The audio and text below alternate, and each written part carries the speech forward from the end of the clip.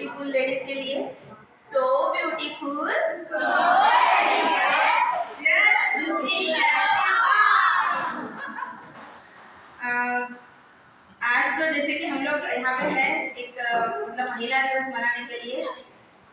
महिलाओं के लिए जितना भी बोला जाए कम है। सबसे पहली बात तो मैं कुछ ऐसा नहीं बोलने वाली हूँ कि मतलब जो बोलते हैं ना पुरुषों और महिलाओं में क्या समानता है या पुरुष महिला वो जो भी डिफरेंस है वो सब मैं नहीं बोलने वाली बात, वो सबको पता है। मैं जो कुछ 8 मार्च को वुमेन्स डे रहता है राइट, तो मैं 8 पॉइंट्स लाई हूँ जो मुझे लगता है कि हर महिला ने अपने आप में उन चीज़ों को आत्मसात करना चाहिए और उसकी प्रैक्टिस करनी चाहिए। सबसे पहले एक जो है पॉइंट वो है कि जिसको हम बोलते हैं कि फॉरगिवनेस मतलब माफ़ी राइट। तो जैसे कि हम लोग जानते हैं कि आज हम सब आपस में रहते हैं, कई बार मनमुटाव होता है, किसी की कोई चीज़ हमें बुरी लगती है तो कई बार क्या होता है ना हम मन में गाड़ बांध देते हैं, भाई इसके साथ तो मैं बात ही नहीं करूँगी या तो उसने मेरे साथ बुरा किया या जो। तो अभी आज मैं जो भी बोल रही हूँ ना ये मेरा कुछ भी नहीं है, जो मैंने पढ़ा है सुना है वही मैं आपको बोल रही हूँ। तो मुझे ऐसा लगता है कि फॉरगिवनेस जो बोला हुआ है कि क्षमा करना, ये हम किसी और के लिए नहीं बोला हुआ है। अगर हम किसी को क्षमा करते हैं ना ये हमारे खुद के लिए, मतलब अगर मैं किसी को क्षमा कर देती हूँ तो अगर आप एक बार सोचोगे कि हाँ ठीक है उसने मेरे साथ बुरा किया मैं उसको क्षमा करती हूँ तो अपने मन का बोझ हल्का हो जाता है राइट। और कई बार ऐसे बोला हुआ है कि लेडीज लोगों में खासकर जो बीमारियां होती है ना वो इसीलिए होती है कि वो कोई चीज मन में दबा के रखती है राइट। आधी बीमारियां वैसी होती है। तो अगर हम उस चीज को थोड़ा देखें कि नहीं मैं, और इसमें हमको कैसे करना है अनकंडीशनल फॉरगिवनेस, मतलब उसमें कोई कंडीशन नहीं रहेगी, मतलब कि भाई वो अगर मुझे माफ करेगी तो ही मैं माफ करूंगी, वो बदलेगी तो ही मैं बदलूंगी, ऐसा नहीं। लेट गो करने के लेट गो करने की अगर हम लोग प्रैक्टिस करें ना तो हम जिसको बोलते हैं ना कि हम बहुत सारी मतलब हम बोलते हैं कि हमारे अंदर बहुत पॉजिटिविटी आएगी और हम खुल के जी पाएंगे और हमारी बहुत सारी बीमारियां ऐसे ही ठीक हो जाएगी। ठीक है, तो सबसे पहले एक चीज है जो फर्स्ट फॉरगिवनेस।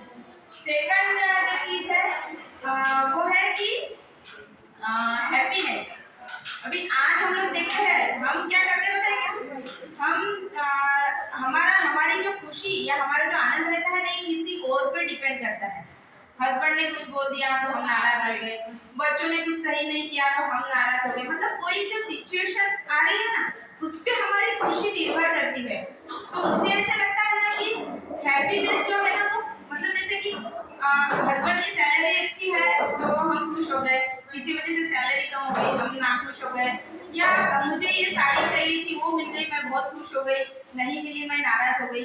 तो मुझे लगता है कि हम अगर हर सिचुएशन में अगर हम खुश रहना सीख लेना तो बहुत सारी चीजें मतलब जिसको बोलते हैं ना कि हमको कोई फर्क ही नहीं पड़ेगा, चाहे सिचुएशन हमारे फेवर में हो या ना हो तो हम उस चीज का हम पर कोई असर नहीं होगा। तो एक चीज दूसरी है कि हैप्पीनेस हमें हर हाल में है ना खुश रहना सीखना है। अभी तीसरी जो बात है वो है ग्रेटिट्यूड। ग्रेटिट्यूड सुना है आप लोगों ने?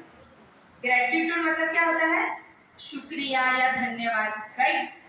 अभी आज हम लोग क्या करते पता है क्या, मतलब हम लोग भगवान से कंप्लेंट करते रहते हैं, अरे मुझे ये चीज नहीं मिली है या मुझे बड़ा घर चाहिए था वो नहीं मिला है या मुझे ऐसा चाहिए था, मतलब कंप्लेंट करते हैं ना हर चीज के बारे में, मेरा बेटा अच्छे से पढ़ाई नहीं करता है या वो आदत है। लेकिन अगर हम ये देखें कि हमको क्या क्या मिला है राइट। आज अगर मैं आपको बोलूं कि आज रात को आप सोने के पहले लिस्ट बनाओ कि मुझे क्या क्या मिला है तो आपको ऐसे लगेगा ना भाई वो लिस्ट खत्म ही नहीं होगी। मतलब एक बार आप ट्राई करके देखो। मतलब मैंने एक स्टोरी पढ़ी छोटी सी, मैं सुनाती हूँ आपको कि एक पर्सन था वो एक मूसा करके थे, बहुत बड़े फकीर थे और वो मतलब ऐसे बोला जाता था कि अल्लाह मतलब उनकी बात सुनते हैं। तो एक पर्सन ने क्या बोला उनको, अरे मूसा आपकी बात तो अल्लाह सुनते हैं ना, तो आप उनको बोलो ना कि उन्होंने ना मुझे बहुत कुछ दिया है अब मुझे कुछ नहीं चाहिए। तो बोले ठीक है बोल दूंगा। फिर एक दूसरा मिलता है, गरीब फकीर रहता है, वो बोलता है अरे मूसा आपकी बात तो अल्लाह सुनते हैं ना, तो उनको बोलो ना यार कि मुझे ना कुछ भी नहीं दिया, एक कपड़ा दिया है सिर्फ, तो उनको बोलो मुझे भी कुछ दे करके। बोले ठीक है बोल दूंगा। जब अल्लाह को बोलते हैं तो अल्लाह क्या बोलता है पता है, वो जो पहला बंदा है ना उसको बोलो कि ठीक है मैं कुछ नहीं दूंगा, लेकिन वो शुक्रिया करना बंद कर दे। बोले ठीक है। और जो दूसरा पर्सन था वो गरीब बेचारा, उसको बोला कि ठीक है मैं उसको बहुत कुछ दूंगा, लेकिन वो है ना मतलब शुक्रिया अदा करना चालू कर दे, है ना। फिर बोलते ठीक है, फिर मूसा बोलते हैं पहले व्यक्ति को, बोलते हैं कि हाँ अल्लाह ने बोला है कि तुम्हें कुछ नहीं देंगे, लेकिन बस तुम शुक्रिया अदा करना बंद कर दो। तो बोलते ये मैं कैसे कर सकता हूँ, मेरे लाइफ में जो कुछ है वो भगवान ने ही दिया हुआ है, तो मैं उनका शुक्रिया कैसे अदा करना बंद कर दूँ। तो फिर वो बोले मैं तो कर ही नहीं सकता। और जो दूसरा व्यक्ति था वो बोले एक कपड़ा तो दिया है भगवान ने, उसके लिए क्या ही शुक्रिया अदा करो, हवा आती है वो कपड़ा भी उड़ जाता है। मतलब आपको समझ में आया। अभी हम ऐसा बोलते हैं, हमारे पास कई लोग ऐसे हैं पता है क्या, रात को सोते हैं लाखों लोग, सुबह उठ नहीं पाते हैं, राइट। तो मुझे तो लगता है कि सुबह उठ के सबसे पहले ये शुक्रिया अदा करना है भगवान को कि मुझे नई जिंदगी मिली है, नया दिन देखने मिला है, जो सांसें चल रही है। आज आप बोलो, अगर किसी ने आपको बोला हमारे बॉडी का एक एक पार्ट कितना कीमती है, किसी ने बोला भाई मैं तुझे ना 1 करोड़ दूंगा, मुझे ना किडनी दे दोगे? नहीं दोगे ना, 1000 बार सोचोगे। हाँ ठीक है, अगर परिवार का कोई रहता है वो अलग बात होगी। तो हमारे बॉडी का एक एक पार्ट, हाथ पैर, मतलब हर पार्ट की मैं बात कर रही हूँ, आंखें, हर एक इतना कीमती है। तो उस हर चीज के लिए हमको भगवान से क्या करना चाहिए, शुक्रिया अदा करना चाहिए। मतलब मैं बोलती हूँ डेली ये प्रैक्टिस करो आप लोग, रात को सोने